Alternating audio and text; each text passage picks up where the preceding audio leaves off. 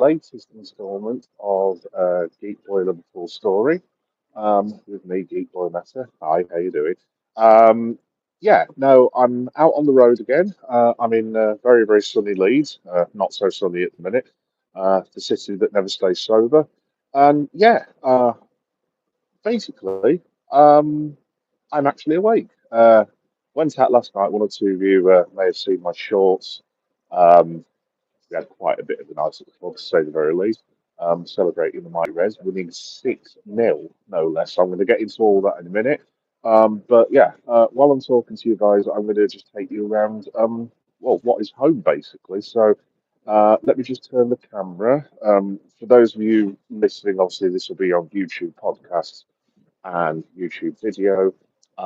So if you're wondering what I'm doing right now, basically I'm just showing you around Leeds. So this is Leeds University. There we go. How cool is that? Yes, really, really nice campus.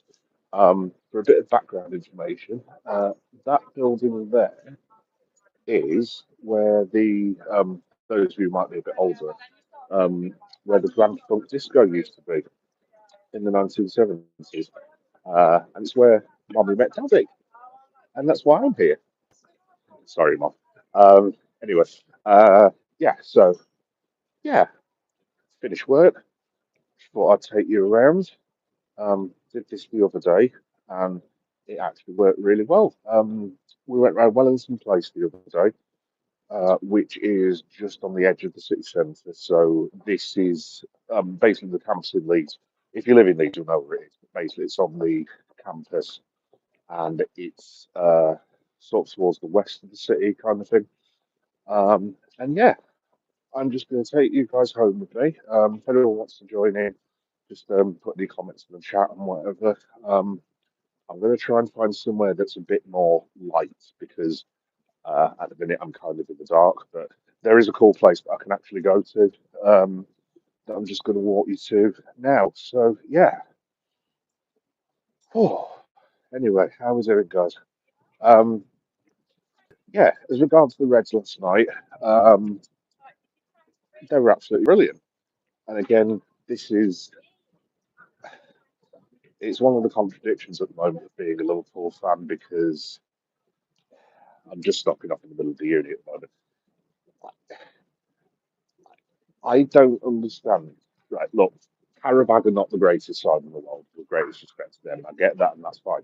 But Karabag are still a Champions League team who've won games in the Champions League, which is not difficult to do.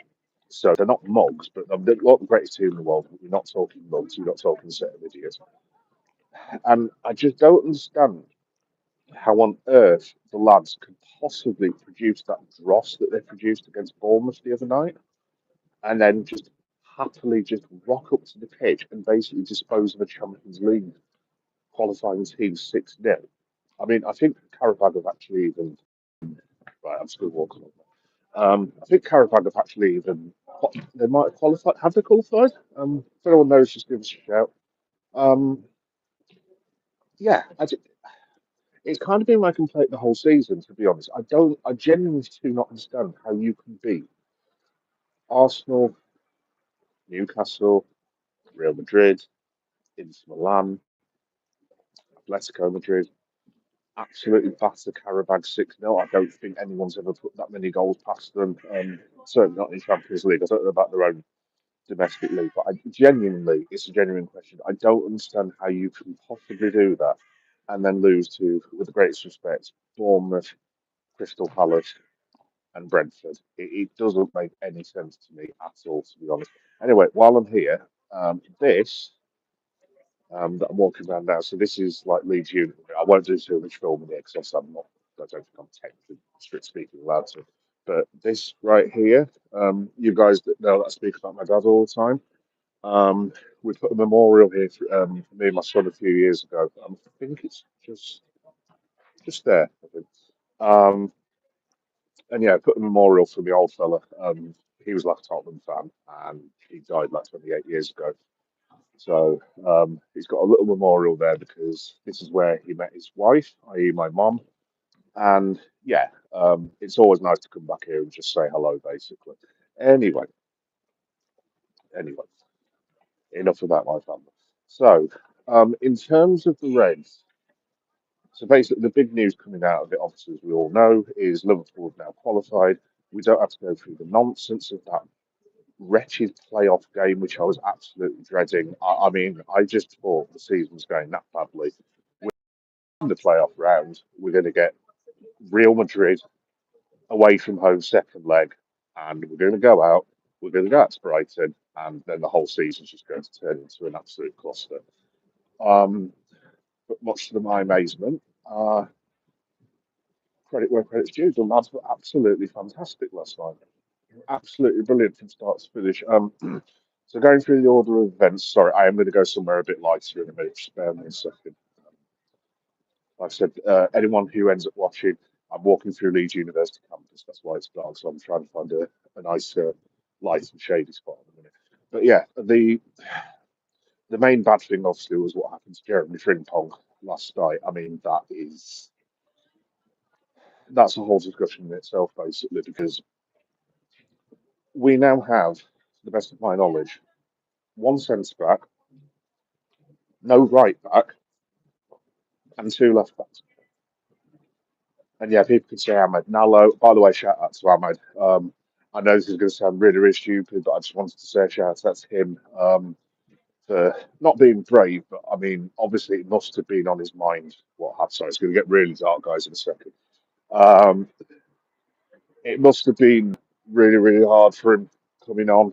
Maybe not too hard, I don't know, but obviously he's had that disastrous start to his career where he's got two red cards, so it must have been in the back of his mind. So yeah, fair play to Ahmed Nallo and well done to him.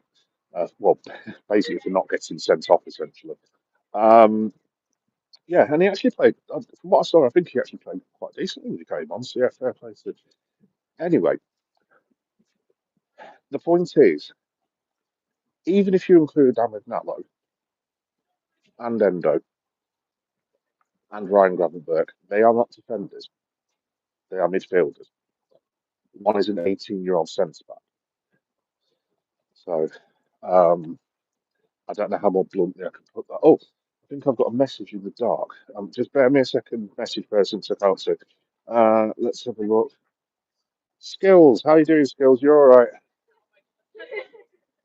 Um, yeah, I guess the main thing that I'm getting at, guys, is look. I'm sorry. I really am sorry. I get we've got a budget. Hi, Skills, how you doing? You're all right. Um, I get we've got a budget, and that's fine. Obviously, football clubs are predicated on budgets, but we have no central defenders. We barely have any fullbacks now. Um, so not that they're going to listen to me ever, but Mr. Henry, Mr. Richards, Mr. Edwards, Boston, Fenway, FSG. You need to sign some central defenders because we basically don't have any. Like, seriously, I cannot believe the irresponsibility of the club at the minute. I really can't from such a well-run club as well. Right, guys, I should be getting into the light in a second. Hopefully, if I've not got myself lost. Oh yeah, no, I know where I am now. Cool. Right, I'm in the light again. Let's have a look. Can you sub? Oh, thank you, Skills. That's nice of you, mate. It's very, very kind of you. Um, yeah, I mean, I'll talk about the match in a minute, guys, but like, I genuinely don't understand what the thinking is here. But we need centre backs. We need full backs. Now, even if they're only loan signings, um, even if they're only loan signings, they need to do something because this just really isn't cool.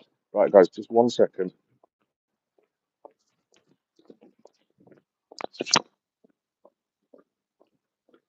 Try not to get run over it.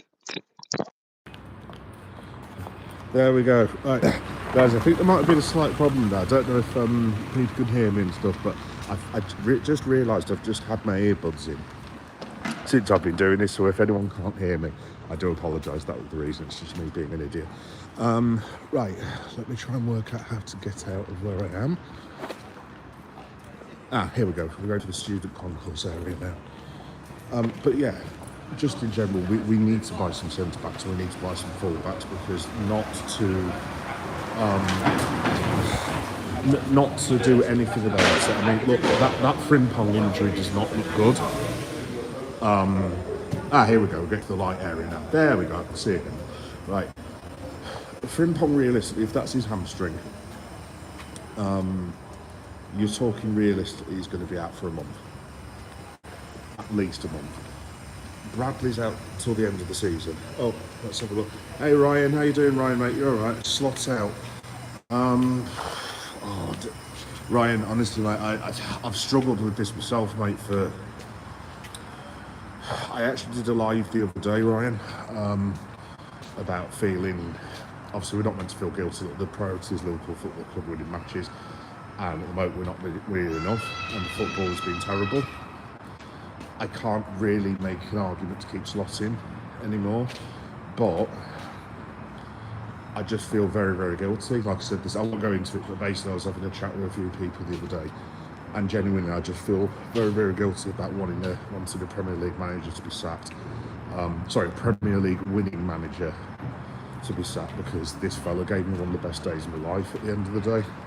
And you can't have him just dining off that forever, and if he's not fit to manage the club, then he shouldn't be in charge. But that doesn't make me feel any less guilty. I don't know if that makes any sense.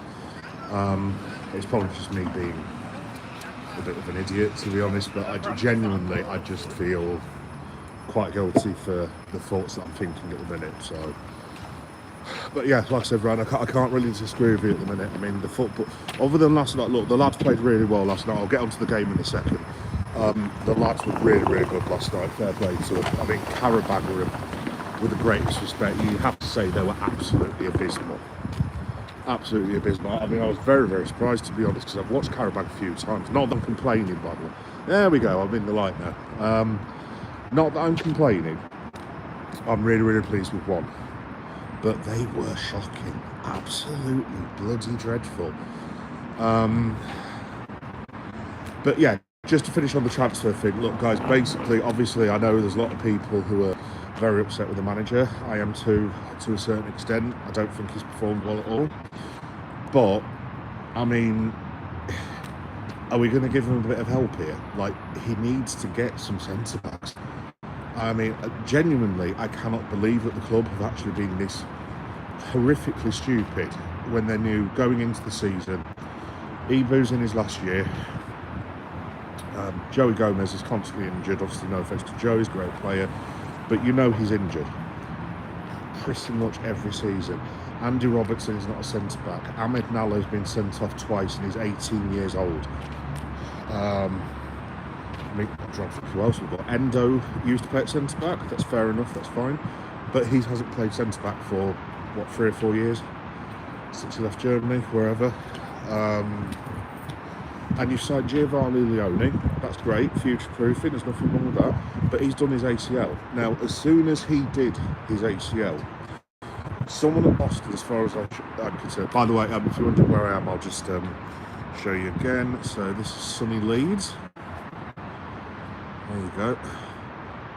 So those of you who know, you'll know where I am if you know Leeds, but this is just the front of like the uni campus.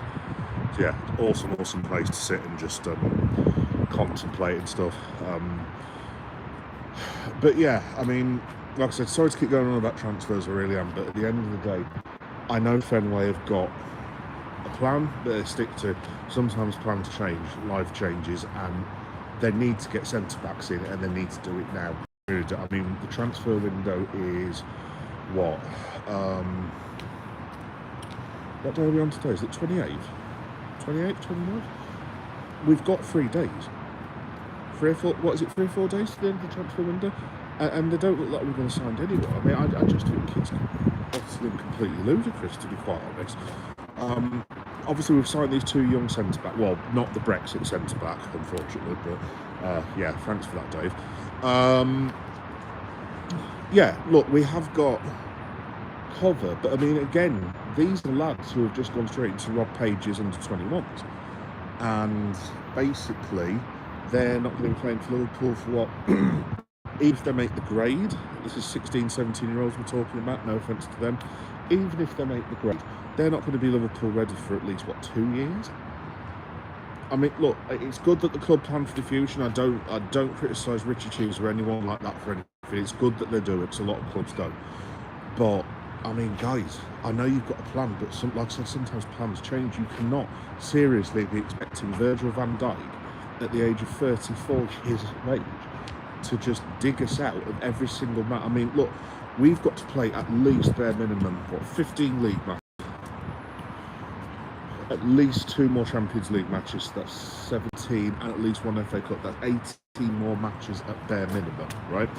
I think if my maths is correct, let's say for some reason we were going to get to both cup finals. Hey Finn, how you doing? You alright? Nice to see you again. Really like those, I like those polls, Finn, the other day. They were really, really cool. Yeah, no, like I was saying, the thing with Verge is, look, the guy's 34 years of age, and people are now moaning on Van Dijk that he's making mistakes. I'm not surprised he's making mistakes. He's the only, excuse me, he's the only bloody defender we've got. I mean, what are you expecting the man to do? I mean, look, I'm not condoning Verge's performance against Bournemouth, because it was absolute garbage, to be honest.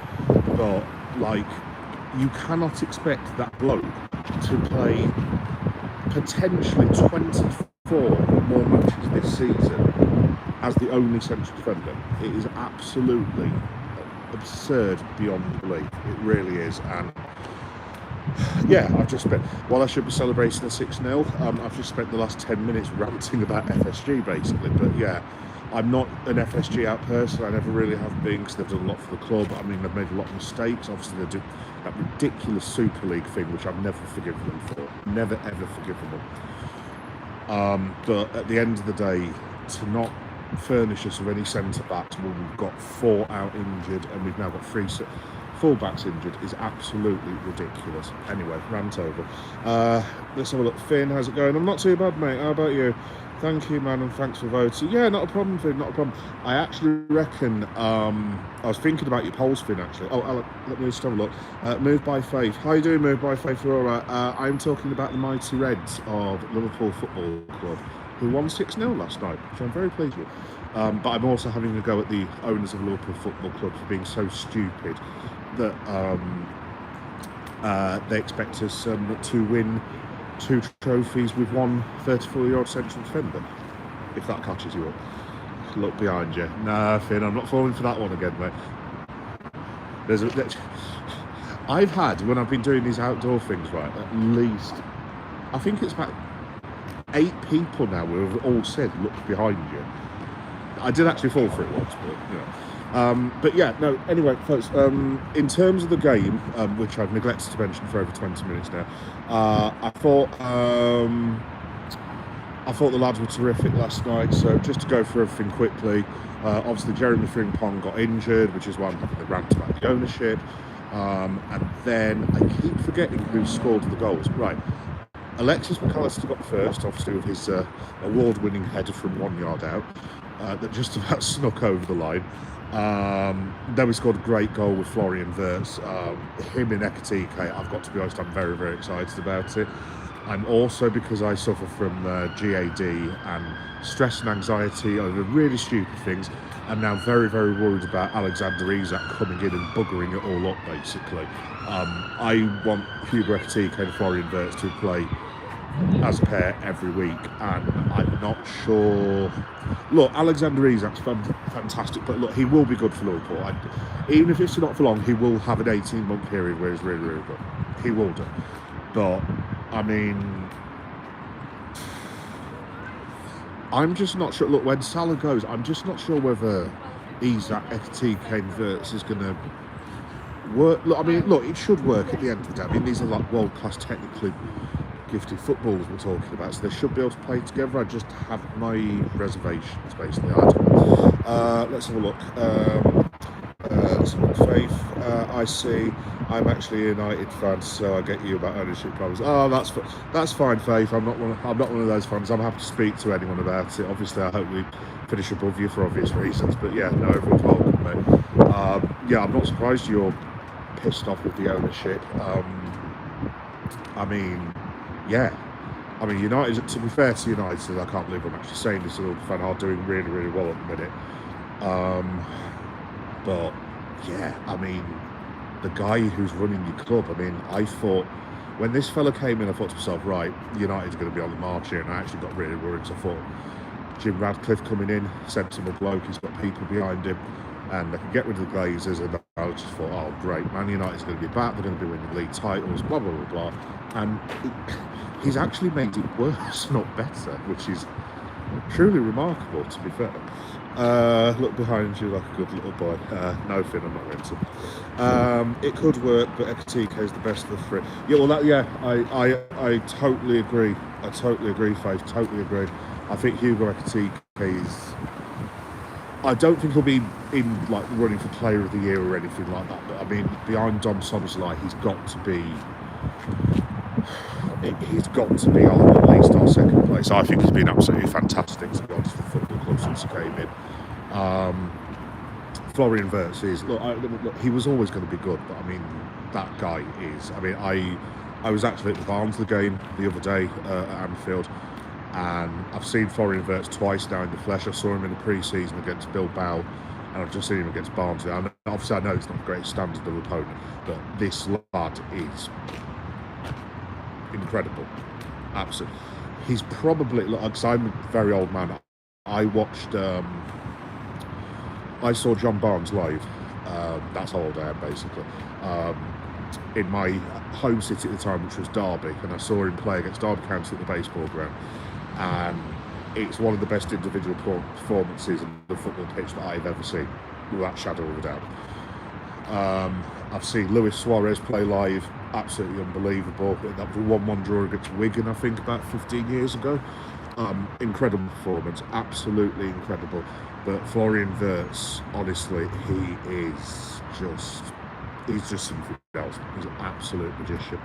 Let's have a look. Sir Jim is just a businessman. Well, yeah, that's the thing. That is the thing, Faith.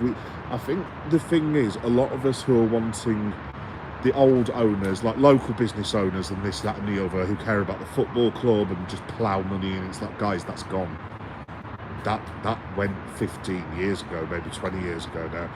These people are ruthless businessmen, and the bottom line for Manchester United and the bottom line for Liverpool is,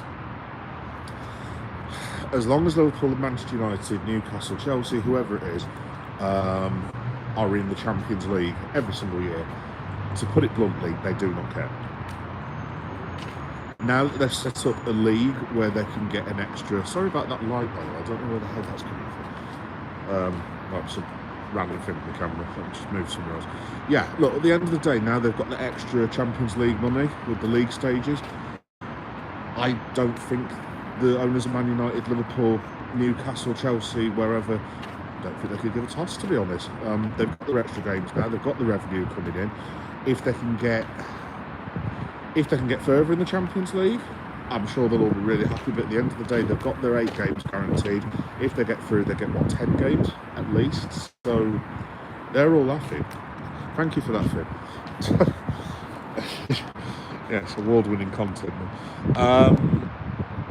Yeah. So what the hell was I talking about? Oh yeah. So we went 2-0 up. Lads playing really well. And then the second half came out, and we just absolutely battered these into like oblivion, basically. So I'm trying to remember the order. What was it now? I know Ekatike scored.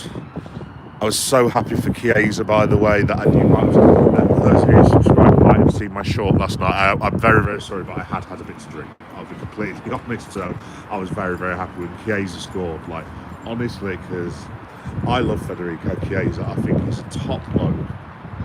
I love the way he tries so hard for Liverpool. I know he's never really going to make it, but I'm just so pleased he's got his goal. And again, not to go on a side quest here, I do completely disagree with a lot of the fan base about Federico Chiesa. I think he's more than good enough to play for Liverpool Football Club, more than good enough. And this thing that's just been turned into fact of, he's not good enough, I just think it's utter and complete nonsense. Absolutely complete nonsense. Do I think Federico Chiesa should be starting every week for Liverpool? No, absolutely not. Look, what I'm saying about Chiesa is, if for the next 3 years we have Alexander Isak, Ekitike, Wirtz, and Salah goes, and let's say we've got Jadon Dans, obviously Rio Ingamoa, and Chiesa, and maybe we get another striker in. So, I mean, I can't even think of one at the moment. Let me know in the comments. Striker, who could be? Right, just off the top of my head, I know this wouldn't work, but someone like an Ollie Watkins, like an actual predator, like a goal getter. I actually quite like Ollie Watkins as well, but I can't see that happening on Sundays. Someone like that, basically, if they could just do that, that's fine with me. It's absolutely fine. But just to call the man not a good football player. I mean, this is an Italian international footballer who's scored God knows how many goals in one of the hardest leagues in the world. And yes, Serie A is still one of the hardest leagues in the world. It's not as good as it used to be, but fair play to him for that. And he's now scoring for Liverpool. I think that was his 5th this season. I want to say he scored 5 and assisted 5 now. And considering he's been on the bench all season and he's played, 2 starts? Fair play to the bloke. You know what I mean? You can't really ask much more of Chiesa.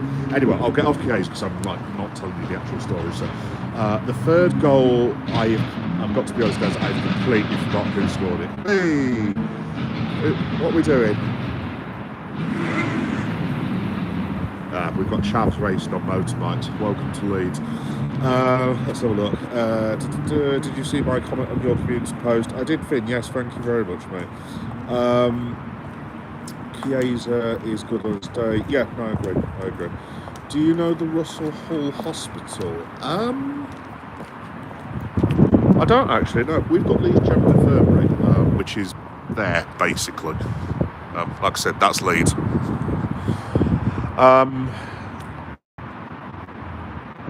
That's totally rough. Let's have a look. What's your favourite player growing up? Oh, Faith, easy. John Barnes. John Barnes is the reason I got into football. Obviously, I love people like one of the greatest players I've ever seen is Paul Gascoigne. People go on about world-class players now. Some of these players that you've got now, and again, this is an old man thing, shout to the clouds, couldn't lace Paul Gascoigne's boots. If Gazza hadn't been out on the AO all the time, he'd have someone just looking after him a little bit, like what the players get now. Paul Gascoigne would have been one of the greatest players to ever play professional football. Simple as that. He was absolutely fantastic. What a footballer. But yeah, no, for me it was John Barnes. I used to really I know he's an Arsenal player, but I used to really enjoy watching Dennis Bergkamp as well. What an absolute player he was. That was my sort of era. So when the Premier League got really, really hot, I used to like watching Gianfranco Zola. He was absolutely fantastic. Thierry Henry, what a footballer. Begrudgingly, even though I'm a Liverpool fan, Ryan Giggs, and whatever you think about Giggs and various things that he's done with his life, shall we say, he was. The best thing I can say about Ryan Giggs is when this might be a dated reference to some people. Faith might know what I'm talking about. When Ryan Giggs ran the length of the pitch at Villa Park against, who was it? 1999 with Arsenal. I mean, that amazing semi-final, and then he whipped his top off, and he literally beat I don't know how many players he beat. Maybe 6 or 7. See what I did there, Finn. I couldn't believe what I was doing, but I stood up and applauded. Honestly, if you've never seen it, just type in Ryan Giggs versus Arsenal, 1999. It's one of the best goals I've ever seen in professional football. As not amused as I was by it, to be fair, it was absolutely fantastic. But yeah, I'd say, to be honest, I used to enjoy someone called Brian Laudrup as well for the older crowd. He was an absolutely fantastic footballer, absolutely fantastic. But yeah, Robbie Fowler as well was one of my heroes. But yeah, to answer your question faithfully, basically, John Barnes, absolute god. Let's have a look. Hi, what's going on? Hey, Horseshoe, how we doing, mate? Yeah, we spoke the other day, didn't we? How you doing, my friend?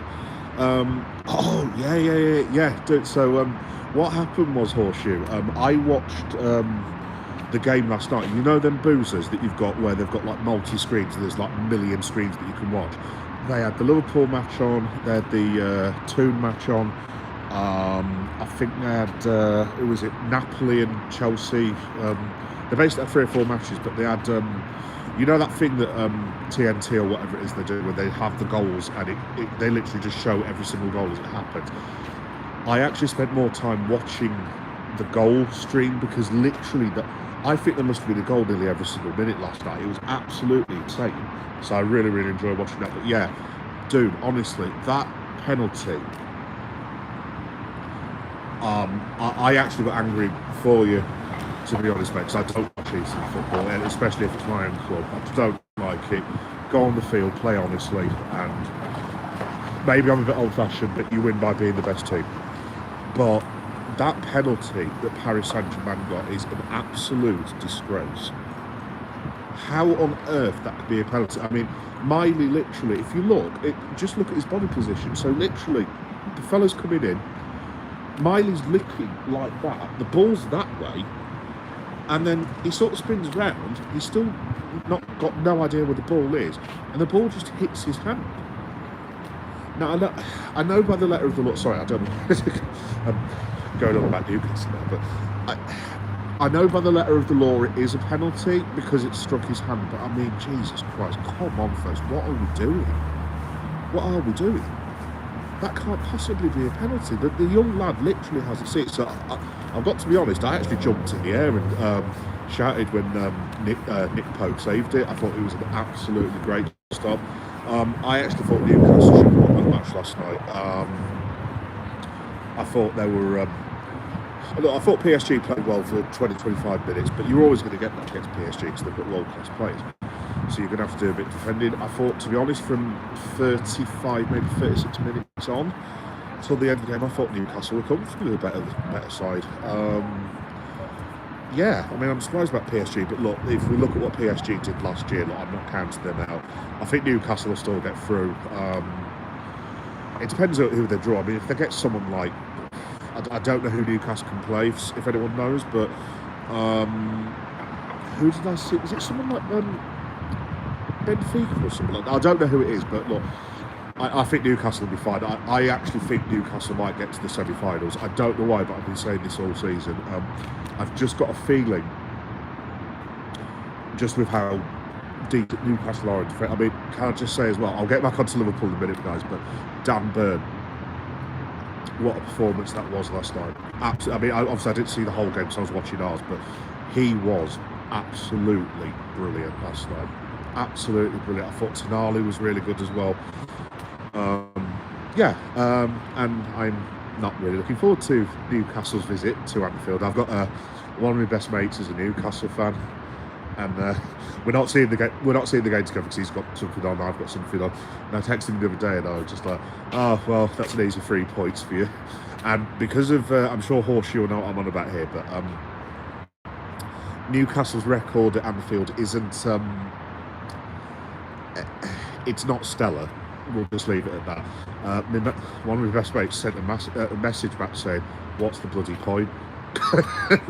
That was the end of the text conversation. Whereas I actually think Newcastle will beat us on Saturday. That's the spoiler alert, guys. Harvey Barnes, Anthony Gordon, Johan Visser. Can someone please tell me who the guy's name is? I keep calling him Big Logan Paul. I can never remember his damn name. The blonde-haired guy, the really good centre forward Newcastle have got. I've been calling him Big Logan Paul, and I can never ever remember his name. Yeah, that fella's going to have an absolute field day against our defence. If I was Newcastle, I would Voldemort. That's it. Yeah, I was calling him Voldemort the other day. No, if Voldemort, if I'm Eddie Howe, I literally say, right, lad, you stay in the penalty area. Anytime we get a throw in, we'll throw it over to you. Bang, goal. I wouldn't be surprised if he got a hat-trick of headers. That's how bad our defending is at the moment. So, yeah, in terms of the Newcastle match, I've got to be honest, not looking forward to that at all. As bad as Liverpool have been in the league, we've got Newcastle and Man City at Anfield next 2 games. I know this sounds very, very ambitious. If someone from the crowd was to descend down and say, "Hello, would you like 2 points?" I think I'd rather say thank you very much, sir, and move on. Yeah.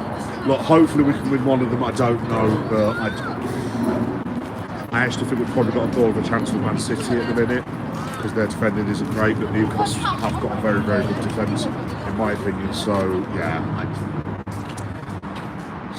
yeah, not looking forward to that one at all, I've got to be honest. Anyway, I'm not reading comments. Oh, football lover. Hi, football lover. Sorry that I've not read your comment, but I do apologise. If Liverpool draw Atleti, it just supports that it's rigged against it. Oh, dude, seriously, I cannot deal with Atletico Madrid again. Honestly, mate, I would rather play Juventus, which is a stupid thing to say, because Juventus aren't exactly chopped liver. You know what I mean? But I would bank on us beating Juve. I'd say out of all of them, Bruges would be good. And then obviously you've got the pathways to the final, so obviously I think the draw for that is what is it, about a month's time or something like that. I mean, look, if we could avoid, obviously it goes without saying, if we could avoid PSG, Real Madrid, Bayern Munich, Arsenal, etc., if we can keep all of them on another side and get, I don't know, Bruges, and then I don't know, Inter Milan or someone like, obviously no disrespect to Inter Milan, but I'd back us to beat them.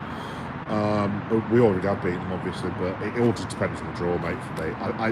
I actually think we've got half a chance to win it, but it's going to be very, very, very, very difficult because, I mean, if we get Arsenal or Bayern Munich at the moment, I'd say there's pretty much no chance. Although, in saying that, we took 4 points off Arsenal this season and completely outplayed them for like 1.5 matches, so maybe. We'll have to see. I don't know. But yeah, no, I agree, football love. I do not want Atletico Madrid. This would be like the 3rd time that we've had them in the knockouts. But yeah, hopefully that's not the case.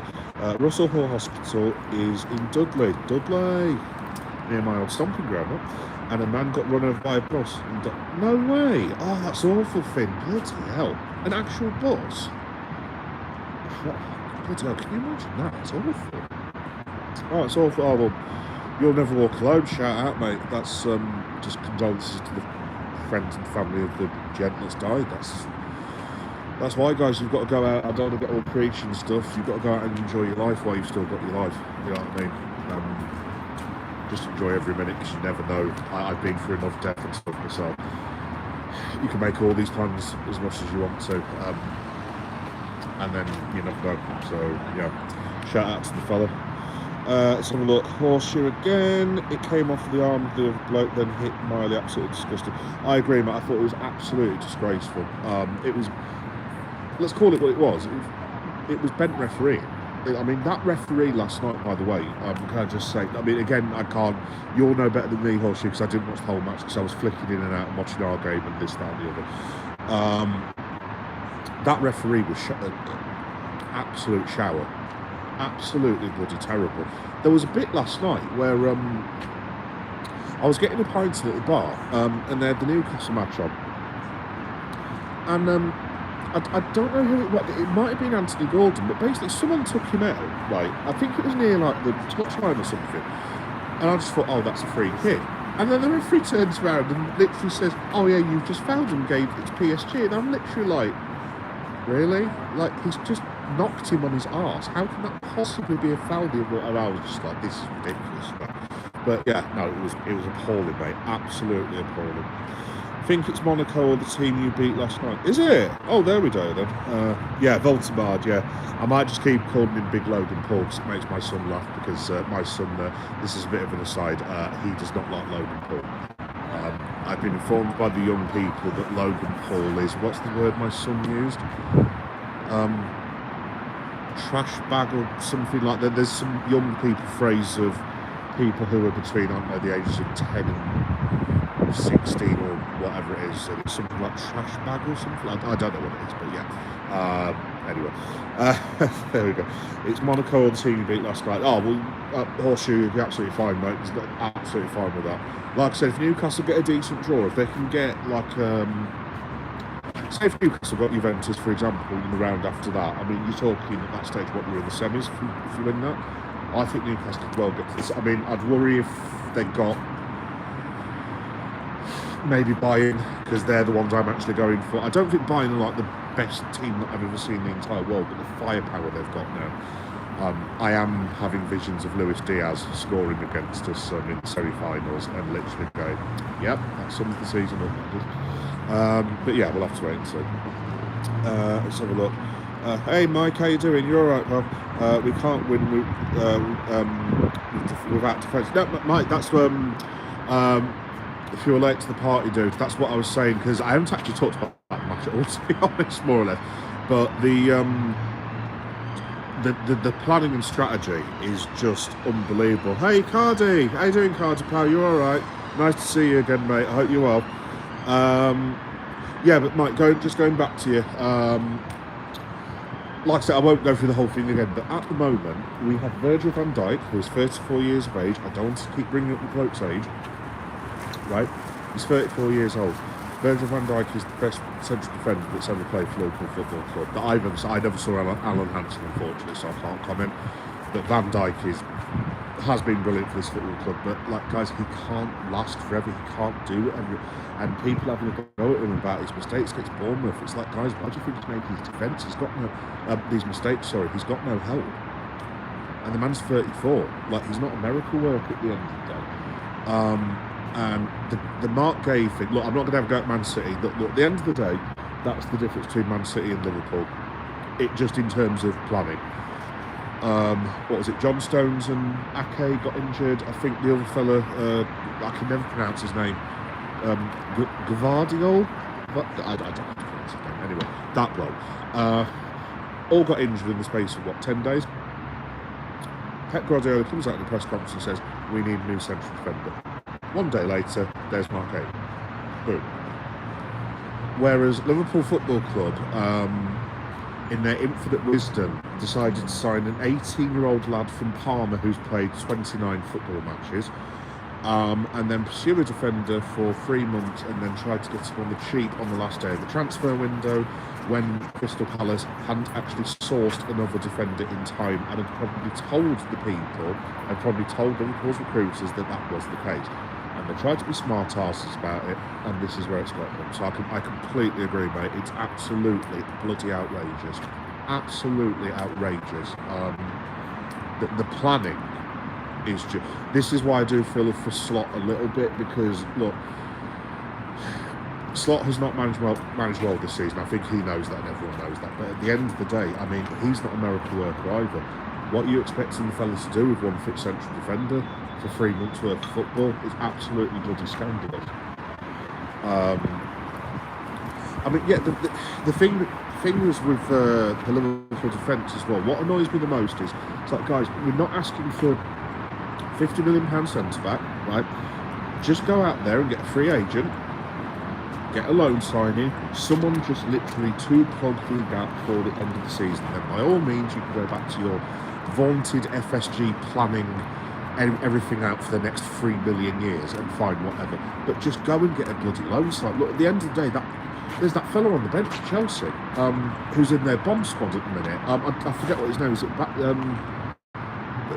can't remember what his name is. Baladeshi or something like that. Sorry, I know people's names. Chelsea, I know for a fact, have got 2 or 3 of these central defenders who aren't even in the squad. Just go and get one of them on loan. Simple as that. Go to the Liga, go to Serie A. You've got someone like Fikayo Tomori. I mean, can't imagine AC Milan be letting him go for free, like, or anything, but just go and test the waters. Just go and offer them, I don't know, 20 million quid, 25 million quid, see what happens. But to not even have a backup plan, honestly, it is absolutely, it's just disgraceful. Absolutely banged out of order, but yeah, there we go. Yeah, Horseshoe again. The best laugh Alanga got fouled on the free kick and got booked for the tackle. Oh, I didn't see that bit, but I wouldn't be surprised. Honestly, mate, that referee, he gets the award. That's the worst refereeing performance I've seen this year. I couldn't believe what I was watching on. Like I said, that one, you'll know Horseshoe better than me, but I swear blind it was something like Anthony Gordon, and I swear blind, I can just remember a Newcastle player anyway going on the outside on the wing, and he gets clattered by this fellow, and the referee just says, foul to PSG, and I'm literally like,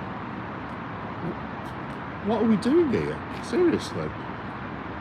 Yeah, it was truly bizarre, mate, truly bizarre. But yeah, just very, very quickly to go back onto the Liverpool stuff. I'm saying this is meant to be a Liverpool live stream. From Leeds, which is a bit weird.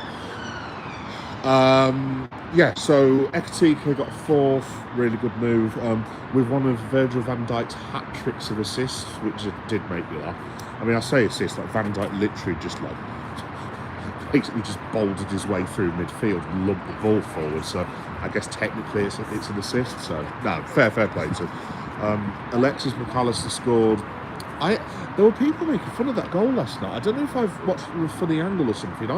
It reminded me, horseshoe or not, I'm on about. It reminded me a bit of like a Timu version of the Luis Suarez goal against Newcastle. About 12 years ago, it was a 1-1 draw, I think. And Newcastle were battering in that match, I remember. And then Suarez, it was the one where he took the ball on his shoulder, went past the Newcastle defender, and then swerved the goalkeeper, then put it in. The Alexis wasn't like that by any stretch of the imagination, but there were literally people saying, "Oh, he just bundled it over the line." And I'm like, he really did. Like, what are you talking about, you silly people? So yeah, Alexis McAllister, by the way, I think he's our top scorer in the Champions League.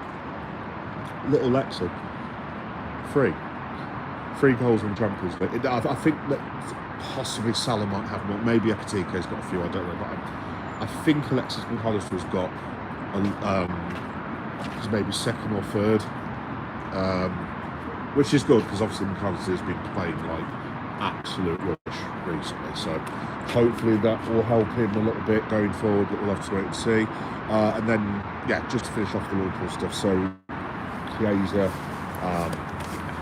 I just loved the goal. I thought it was a really good finish as well. And he just showed his class because he was never going to miss that. He wasn't. You could see some people going through just blazing that thing over the bar, but he literally touched the touch, wham, straight, precise arrow, brilliant. And just the smile and how happy all the players were for him. Like I said, all Liverpool fans and all football fans are entitled to their opinion. That's absolutely fine. But we all have opinions. We all disagree, and that's absolutely fine. Not a problem. But for people to say that Federico Chiesa was not good enough for Liverpool, I'm sorry. I completely, utterly disagree. Completely disagree. I'm also really pleased for Wata as well. I thought he was really good last night. Shout out to Endo. Again, he's another one that a lot of our fan base just aren't having, and I don't understand where that comes from. I really don't, because if you remember his first season, there was the time where he basically he made Rodri and De Bruyne and Gundogan look like complete idiots by just avoiding 3 or 4 tackles, and he was brilliant in that season. The only reason we won the League Cup that season was because of Taro. He had a fantastic season. Slot came in, basically bombed him out, so he's got no time to practice, no training, this, that, and the other, and he's been used sparingly this season. So, I mean, in terms of performance, I certainly don't think he was the worst one against Bournemouth by any stretch of the imagination. So, yeah, a bit of a rant. I like Endo. I think he's great personally. Would I have him play every single week? Absolutely not, obviously. But I think, again, he's another one. He's more than good enough to play for Liverpool Football Club, in my opinion. Not every week, but as a squad player, I think he's absolutely fine. So there we go. Let's have a look. Have to go, mate. Cheers, Horseshoe. No problem, mate. See you soon, pal. Thanks for coming on again, mate. Yes, folks. Speaking of having to go, that's probably going to be me heading off in a minute. So I haven't actually seen a member of my family for about 3 days. Because I was at the pub the previous night and I was working late the previous night, so I better go home and see if they're still there, to be fair. Hi, wife. Shout out. Just to finish off, folks, basically, thanks for everyone for watching. Like I said, I quite enjoyed doing these outside. It was good chatting to everyone the other day when I took you all to Wellington Place in Leeds. That was cool. I might do a few more of these, especially when it gets sunny. That'll be cool stuff. Just very, very, very quickly before I head off, just to make you guys aware, Some of you who end up subscribing, and I always say this, will know that I don't just do Liverpool, I do different things like wrestling and horror and Comic Cons, etc, etc, etc. And you can find it all at GeekBoyMeta7381, which is the channel you're on now.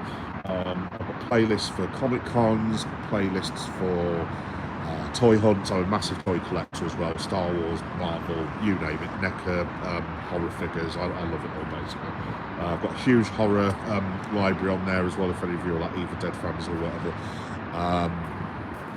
And yeah, please like and subscribe and all that business.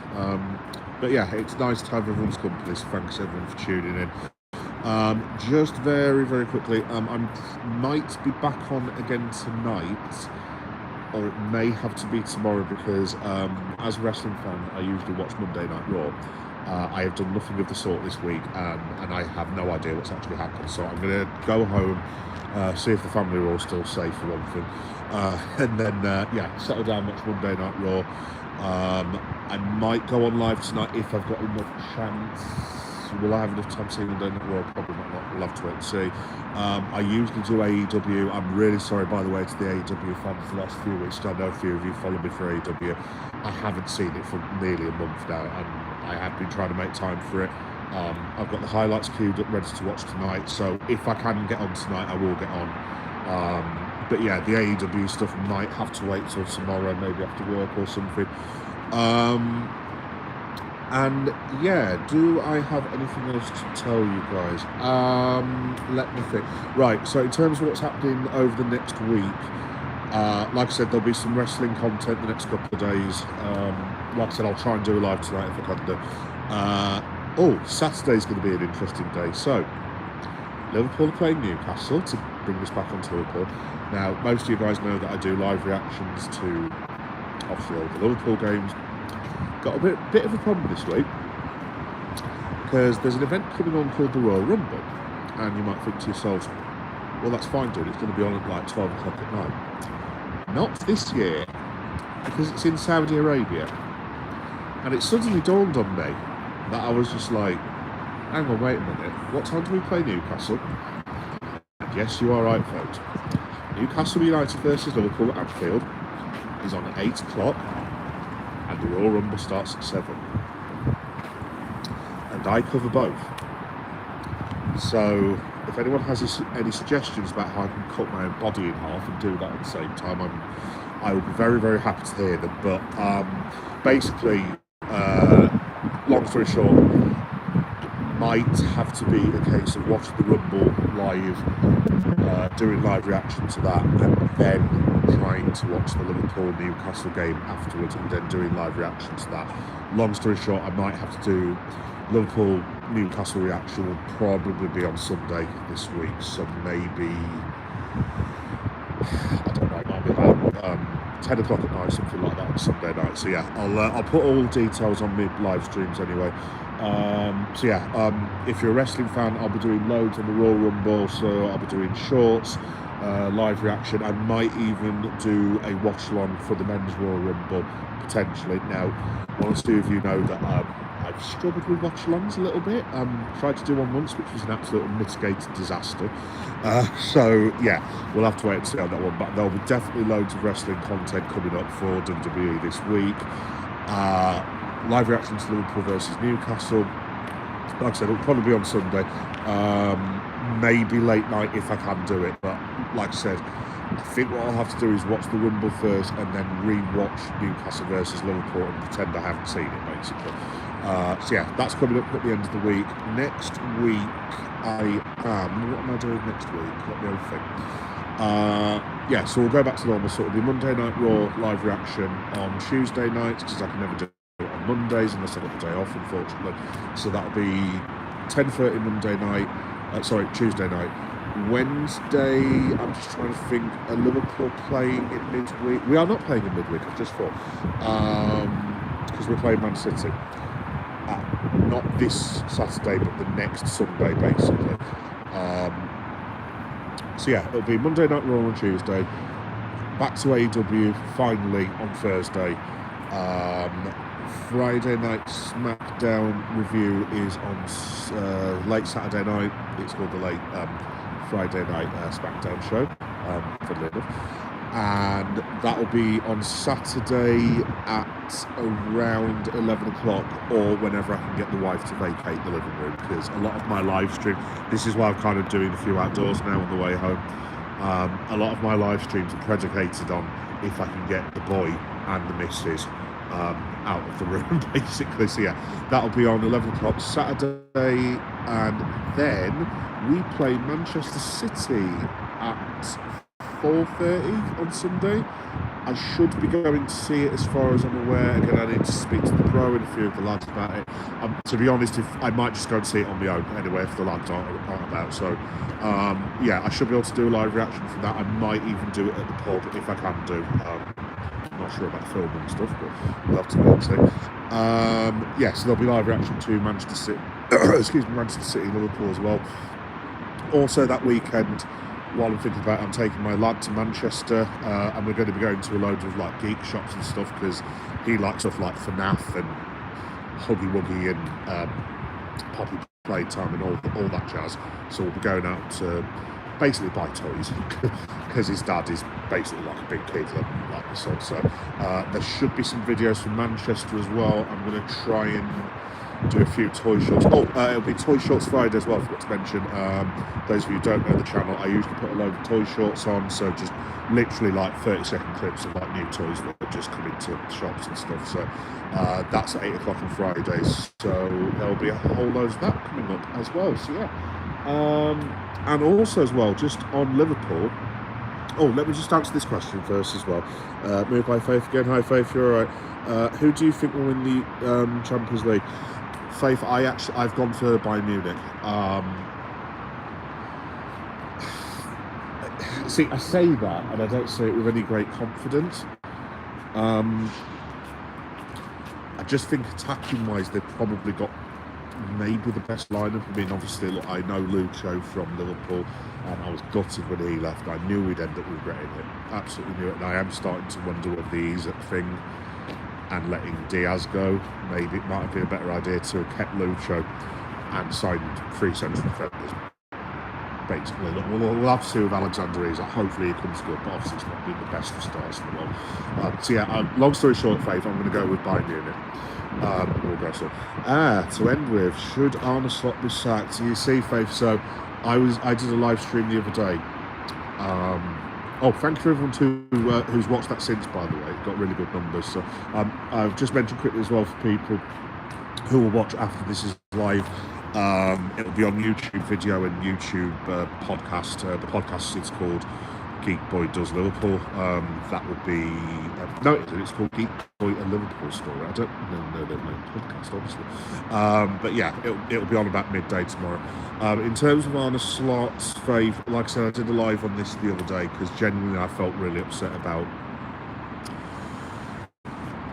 This was before last night's match, but it never occurred to me that Arne Slot should be sacked, as stupid as it sounds. Yesterday, the day before the match, was the first time that I thought he's in massive trouble here, massive trouble. Do I think he should be sacked? I don't, to be honest, Faith, I don't know. I know it says it's a really, really stupid thing because someone's meant to analyse this sort of stuff. I don't know what to say for the rest of it. I mean,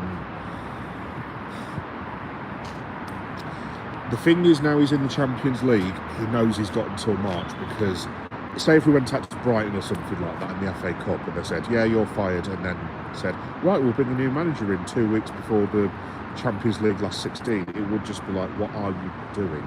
Seriously? And the Alonso thing, I totally get. I'd be more than happy with Alonso. Obviously, it goes back saying the guy's just been sacked from Real Madrid. Has anyone actually asked Xabi Alonso if he wants to be Liverpool manager straight away? I mean, managing Real Madrid Football Club is not easy. The bloke's probably bloody shattered by the last 4 months of his life, to be honest. Is he going to want to come into that chaos immediately with the whole Salah situation, having to buy and sell players? I think he would. I suspect, knowing Xabi, not knowing him obviously, but like his character, I suspect he'd want full pre-season. He'd want to, because the other thing is, as you'll know, Faith, Man United did this with Ruben Amorim, and this is why I have some sympathy with Amorim. I mean, look, again, his record was hideous. I mean, obviously, Man United cannot be losing the amount of games they lost. I mean, as much as I don't like them for obvious reasons, this is Manchester United Football Club we're talking about, and some of the results were extremely poor. But at the same time, they catapulted the bloke into the manager's job in what was it, October? Was it October or November? I forget what it was now. You'll know better than me. But it's like, what are you expecting the fellas to do? You know what I mean? So that would be my worry with getting rid of Slot now. I've heard a lot of people saying interim, and then everyone's all of a sudden calling for Steven Gerrard, whereas about a year ago, when everyone was happy with Slot, people were saying Gerrard's finished and it's a good job we didn't have him, and then all of a sudden he's flavour of the month again, which I just don't get. I suppose what I'm saying is I'd give him till the end of the season.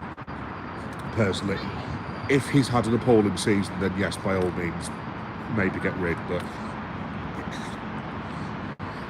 I don't see, even if Liverpool got Xabi Alonso in, say if they solidified Slot tonight, for example, and Xabi Alonso was in situ the next day. I'm gonna come home Monday. Does Xabi Alonso win Champions League with no preparation? Players having to learn a brand new style of football, blah, blah, blah, blah, blah. Xavi having to come home with his family and all that stuff, which I know is a thing that people think about. But, you know what I mean? I'm guessing his kids are being educated in Spain. I'm assuming. I've got no idea where Alonso's family are. None of my business, quite frankly. But, yeah, it's a lot to consider. And, like, will Xavi want to do that straight away? I mean, you've got people like Xavi who are available. I mean, I'd take Xavi. I think he plays very, very good brand of football, and obviously he's one of the greatest players of all time. I really like Roberto De Zerbi personally. I know he's not any Liverpool fans' favourite other than mine. Personally, I enjoy the way his teams play football, and I like his passion, I like his energy. I think he's a decent fella. I'd have De Zerbi in a short list. I'd have Xabi Alonso, obviously. I'd have Xavi in the short list. I'm honestly not sure about Oliver Glasner. I just don't think that's a good fit at all. Unai Emery, I'd be more than happy with that. Again, why would you leave Villa when they're doing so well? And then you've got the international managers, so you've got Pochettino's going to be out of a job. I mean, look, if this had been Poch 5 years ago, then I would have bit your hand off for it. Obviously, to replace Jurgen, that would have been fine. Now, I think he's going to have to do really well at a place like a mid-table team. Like, he'll have to go to maybe a Forest or someone like that. Not Forest, but someone along them lines. Build his rep back up again, or even abroad. Maybe go and manage like an AC Milan or something like that, and then build himself back up to the point where he can be that level of manager. Because I just don't think Liverpool would take him. Nagelsmann would be good. Let me have a look. Would Liverpool be willing to write the season off? I don't think they would, Faith, to be honest. Alright, mate, I have to go. Bye, bro. Cheers, Faith. See you soon. Thanks for chatting, mate. Take care. Yeah, just to finish that thought off, folks, because I'm going to have to make a move as well, because it is actually quite cold out here now. Leeds is not warm. Just to finish that off, would I sack him in mid-season? I think after waffling on to myself now for a little bit, I'm probably going to say no. I suppose if it all falls apart by the end of March and we're nowhere near the Champions League and we're like 8th place and we're out of everything, maybe you could get rid of Slot and then just get, maybe Gerrard could come in for like the last, I don't know, 7 or 8 matches or something like that, because at the end of the day, if the season was over, yeah, maybe you can do that, but I just don't think it makes any sense to do it at this point. But we'll have to wait and see. Anyway, right, guys, like I said, it is freezing cold out here, so I'm going to make a move.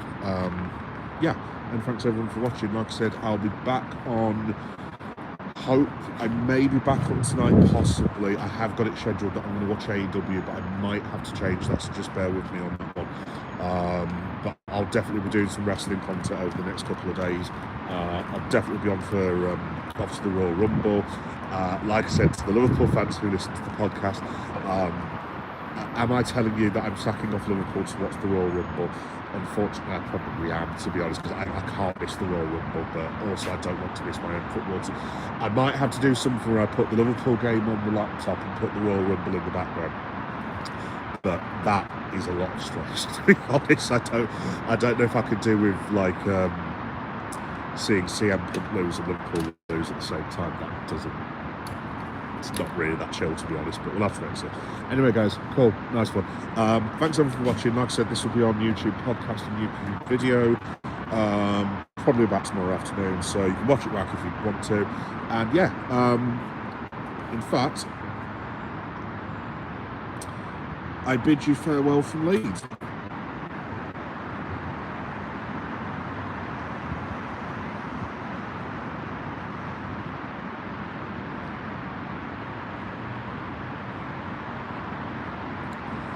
There we go, that was Leeds, everyone. Right, guys, I'm going to chip. So thanks everyone for watching, and I'll see you all soon. Bye-bye.